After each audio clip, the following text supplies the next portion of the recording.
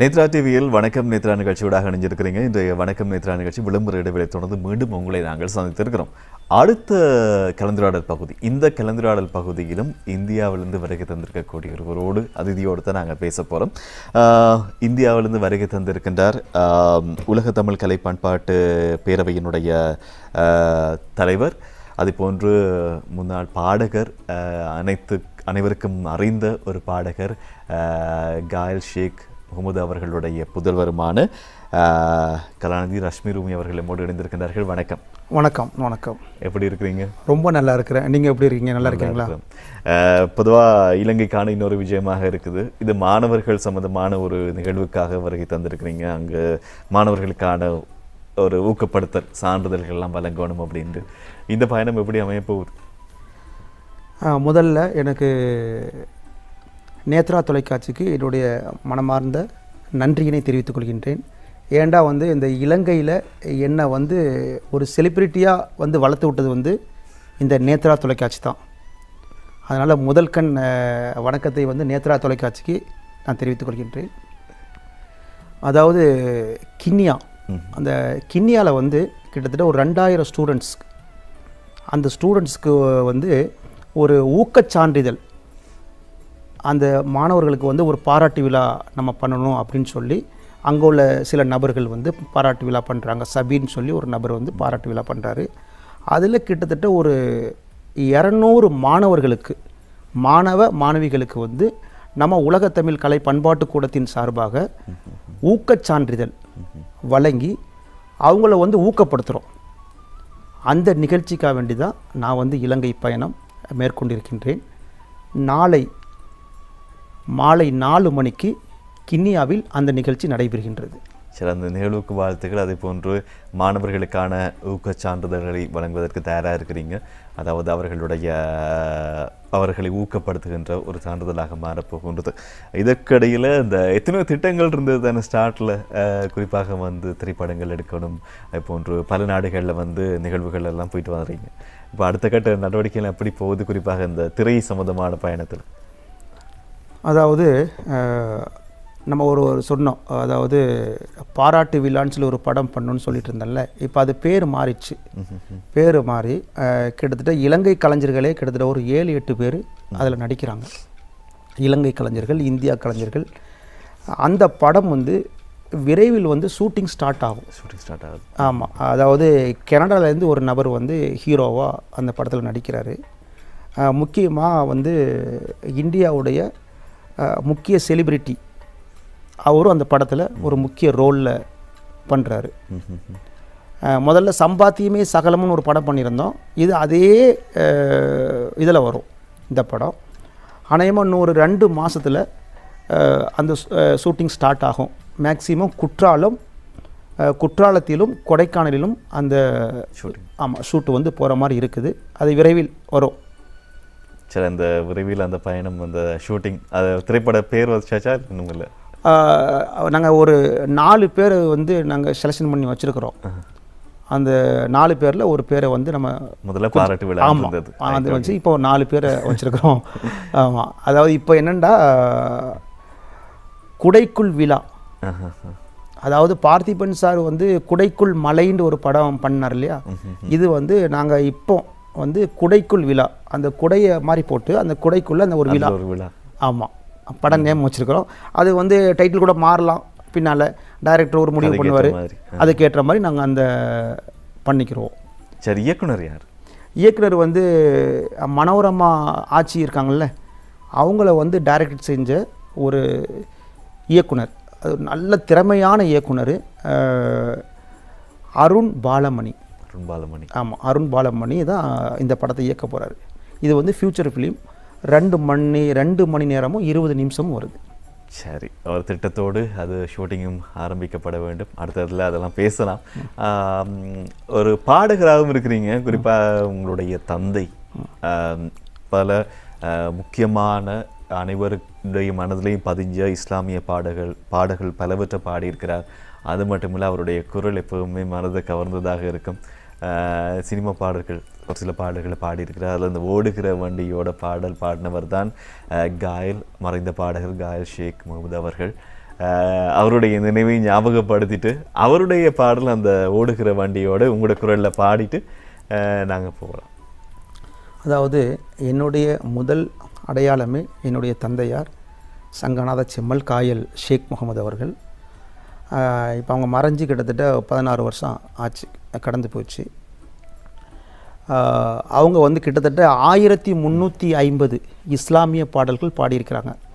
அதை ஈச்சை மரத்து இன்பச்சோலையில், தமிழகத்து தர்காக்களை பார்த்து வருவோம், கப்பலுக்கு போன மச்சான், அது மாதிரி பல பாடல்கள், இறைவனை யாருக்கு தெரியும், அது மாதிரி பல பாடல்கள் பாடியிருக்காங்க. சினிமாவில் வந்து முதல் படம் புரட்சி தலைவர் எம்ஜிஆருக்காக வேண்டிய பாடின படம். அதாவது சிரித்து வாழ வேண்டும் என்ற படத்தில் வந்து எம்ஜிஆர் தான் எங்கள் அப்பாவை அறிமுகப்படுத்துகிறாங்க. 1973ஆம் வருடம் அந்த படம் வந்துச்சு. அதில் உலகம் என்னும் நாடக மேடையில் நான் ஒரு நடிகர் அப்படின்ட்டு டிஎம்எஸ் ஐயா பாடுவாங்க. டிஎம்எஸ் ஐயாவும் பி சுசீலா அம்மாவும் பாடுவாங்க. அதில் நடுவில் வந்து ஒரு பஞ்சாபி ஸ்டைலில் ஒரு பாடல் வரும். அது 6 கட்டைக்கு மேலே போகும், 7 கட்டையை தொடும். மண்ணில் மறைவாக என்ன விதை போட்டாலும் போட்ட விதை என்னவென்று மரம் வளர்ந்து காட்டாதோ அப்படி மேலே போந்தட்டு. அது எம்ஜிஆருக்காக வேண்டி பாடின படம்.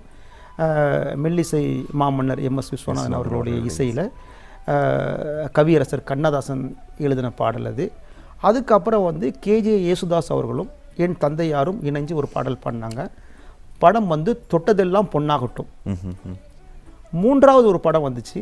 3வது படம் வந்து மக்கள் என் பக்கம் அப்படின்ற ஒரு படம் வந்துச்சு. அது சத்யராஜ் படம் இல்லை, புரட்சித் தலைவர் எம்ஜிஆருக்காக வேண்டிய எம்ஜிஆர் ஒரு படம் எடுத்தார் கட்சி ஆரம்பித்த பிறகு. அப்போ அதில் ஒரு பாடல் பாடுவாங்க எங்கள் அப்பா அந்த படத்தில். யார் பக்கம் யார் போனால் என்ன, மக்கள் என் பக்கம். அது வந்து அப்பாவுக்கு 3வது படம். 4வது படம் வந்து சூப்பர் ஸ்டார் ரஜினிகாந்த் அறிமுகம் ஆகிறாரு, அபூர்வ ராகங்கள். அதில் ஒரு பாடல், கை கொட்டி சிரிப்பார்கள் ஊரார் சிரிப்பார்கள் விளையாட்டு கல்யாணமே அப்படின்னு அந்த பாடல் வரும். அது 4வது. அப்படி தொடர்ந்து வரிசையாக பாடல் கிட்டத்தட்ட ஒரு 25 பாடல்கள் மேலே பாடியிருக்காங்க. இப்போ இந்த ஓடுகிற வண்டியோட வந்து மண்ணுக்கேத்த மைந்தன் 1990ஆம் ஆண்டு இந்த படம் வந்து தேனிசை தென்றல் தேவாவின் இசையில் வெளிவந்த படம். அந்த படம் வந்து ராமராஜன் குஷ்பு அந்த படத்தில். அந்த பாடலை பாடுற, ஓடுகிற வண்டி ஓட ஒத்துமையா 2 மாடு, ஒன்னை விட்டு ஒன்று பிரிஞ்சா என்ன ஆகும் எண்ணி பாரு. ஓடுகிற வண்டி ஓட ஒத்துமையா 2 மாடு, ஒன்னை விட்டு ஒன்று பிரிஞ்சா என்ன ஆகும் எண்ணி பாரு. ஓடுகிற வண்டி ஓட தென்னை மரம் ஜாதிக்கோரு தேங்காயும் காய்ப்பதில்லை, கொல்லையில வச்சமுள்ள குளம் பார்த்து பூப்பதில்லை. 1000 ஜென்மம் தேடி அன்பாலே ஒன்று கூடி சேர்வது காதல் தானே, பிரிப்பது பாவம் தானே. வெட்ட வெட்ட தலைக்கும் கொடி என்ன கொடி கூறம்மா, கட்டழகி கேளம்மா, காதல் கொடி தானம்மா. ஓடுகிற வண்டி ஓட ஒத்துமையா 2 மாடு, ஒன்னை விட்டு ஒன்று பிரிஞ்சா என்ன ஆகும் எண்ணி பாரு. ஓடுகிற வண்டி ஓட. விளக்கேத்த மைந்தன் திரைப்படத்தின் பாடல் தான் ஓடுகிற வண்டியோட. அந்த பாடல் பாடியிருந்தவர் மறைந்த பாடகர், புகழ்பெற்ற பாடகர் சங்கநாத செம்மர், காயல் ஷேக் முகமது அவர்கள் தான் அந்த பாடலை பாடியிருந்தார். ஆனால் அந்த திரைப்படத்தில் ராமராஜன் உள்ளிட்ட நட்சத்திரங்கள் நடிச்சிருப்பாங்க. அந்த திரைப்படத்தில் ஹிட்டான பாடல்கள் எத்தனையோ இருக்குது, 8 பாடல்கள். அந்த 8 பாடலில் ஒரு சூப்பர் டூப்பர் ஹிட் தான் இந்த ஓடுகிற வண்டியோட பாடல். ஆனால் என்ன, அந்த பாட்டு காட்சி அமைக்கப்படலை, திரைப்படமும் சிக்கல் நிலையை சந்திச்சிருந்தது.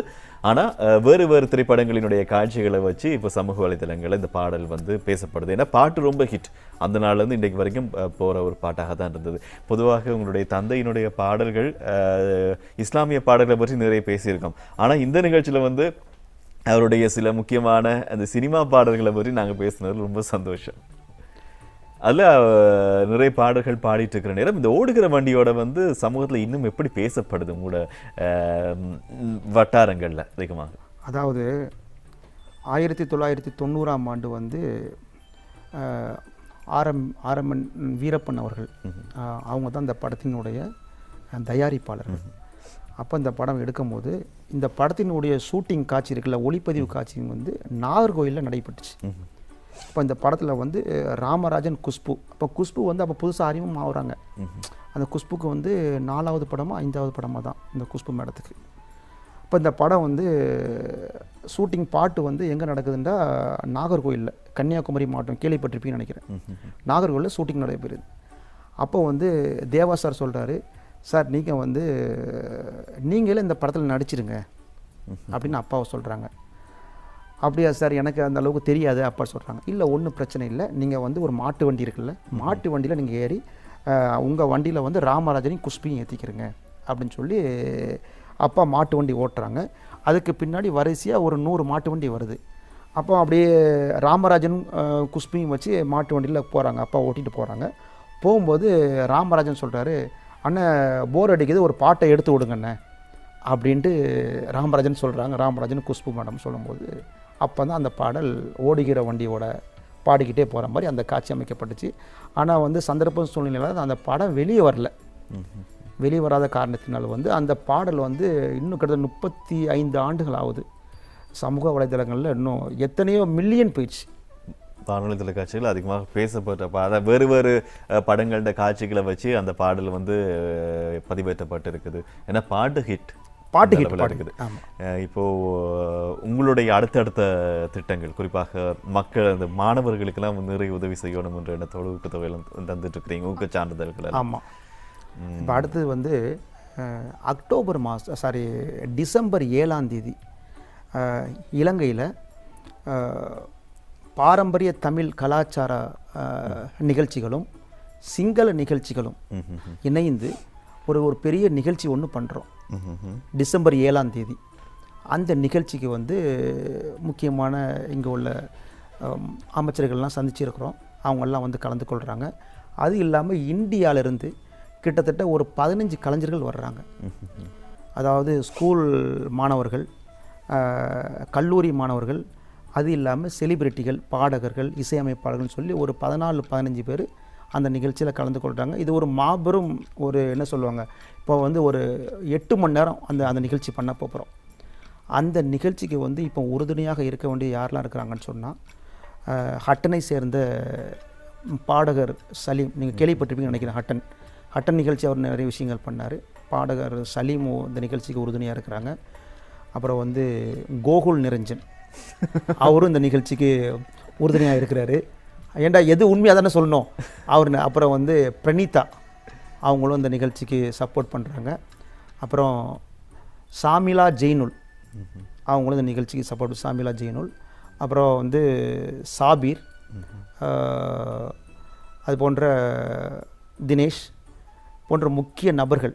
அப்புறம் பொதுவாக ஒரு இர்ஷாத் கலை நிகழ்ச்சிகள் ஏதாவது இடம்பெறும் போது, நல்லதான ஒரு விஷயங்கள் வரும்போது ஒரு ஊடகவியலாளராக எங்களுடைய பங்களிப்பு நாங்கள் ஆதரவு தருவோம். வாழ்த்துக்களை தெரிவித்துக் கொள்கிறோம்.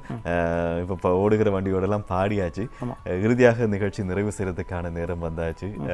நன்றி இன்றைய நிகழ்ச்சியில் மோடு இணைந்து கொண்டதற்கு.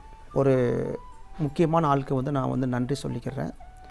அதாவது இந்த இலங்கையில் வந்து என்னை முதல்ல அறிமுகப்படுத்தினவங்க வந்து டாக்டர் அபு பைதா மஹஜூத் அவருக்கும் ரூபா வாகினியின் முன்னாள் டைரக்டர் மரியாதைக்குரிய யாக்குபாஜி, இந்த 2 நபர்களுக்கும் இந்த தருணத்தில் எனது நன்றியை தெரிவித்துக் கொள்கின்றேன். தொடர்ந்து நம்ம உலகத்தமிழ் கலை பண்பாட்டு கலைக்கூடம் சார்பாக நிறைய விஷயங்கள் செய்யணும். பாரம்பரிய கலைகளை உலகம் முழுவதும் நம்ம செஞ்சுட்டு வர்றோம். இப்போ இலங்கையில் செய்கிறோம், தொடர்ந்து செய்யணும். அதான் எங்களுடைய வேண்டுகோள், எங்களுடைய ஆசைகள்.